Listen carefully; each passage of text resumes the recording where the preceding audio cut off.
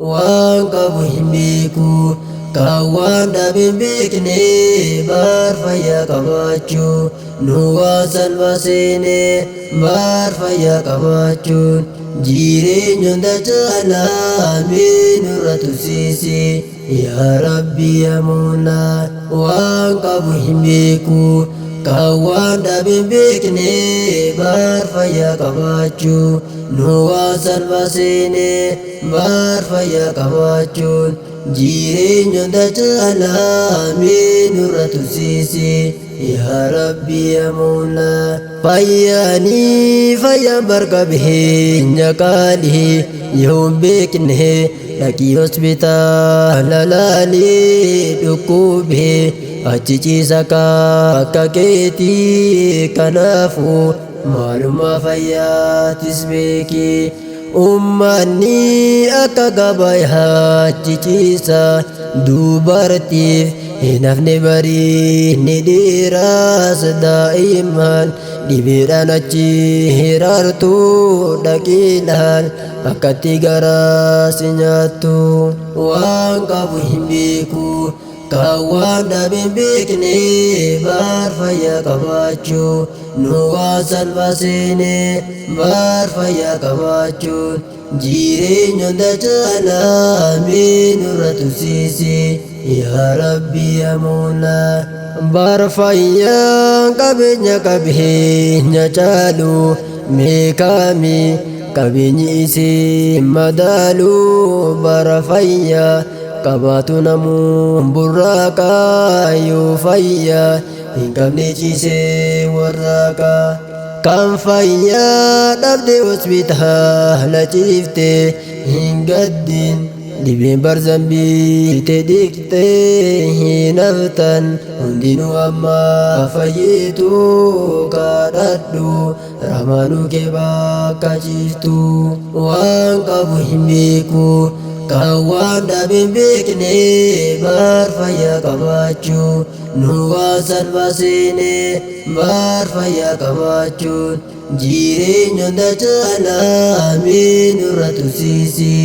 yaa rabbi yaa moolaa dhukkubni barnamaan gargaarsi gooti maatii fi alii kee irraa si footi yoo dhobsin haalli si obsaa si baasaa imobsi rabbamaa sirraa ol kaasaa dhukkubee yoo gariin dhibee ni raaru kun fayyaa hanga hura jaatti laalu ciiseeti adaree gariin dhibeeni haa galchu rabbiin koo irraa dhiqeeni waan qabu hin beeku kan waan dhabe hin beekne baar fayyaa qabaachuu nu waan salphaa seene baar fayyaa qabaachuun jireenya hunda caalaa nurra tursiisi yaa rabbi yaa moolaa waan qabu hin beeku kan waan dhabe hin beekne baar fayyaa qabaachuu nu waan salphaa seene baar fayyaa qabaachuun jireenya hunda caalaa nurra tursiisi yaa rabbi yaa moolaa yaa rabbi galanni keetii haliimu oolmaa kee silaafuu beekee hin himu oolmaan kee fayyaa fi qalbii naaf laattee dadhabduun qalbii koo takka yoom yaadde ramaanuu namuutirra nutti naanu kan beeku dhibeenu ittiin dhamaanu beekaa koo ati riyaaliin kariimi gammachis dhibama fayyaa gaariini rahmaanuu namuutirra nutti naanu kan beeku dhibeenu ittiin dhamaanu beekaa koo atiree hundaaf haliimi gammachis dhibama fayyaa gaariini waan qabu hin beeku kan waan dhabe hin beekne baar fayyaa qabaachuu nu waan salphaa seene baar fayyaa qabaachuun jireenya hunda caalaa mee nurra tursiisi yaa Rabbi yaa Mawlaa waan qabu hin beeku kan waan dhabe hin beekne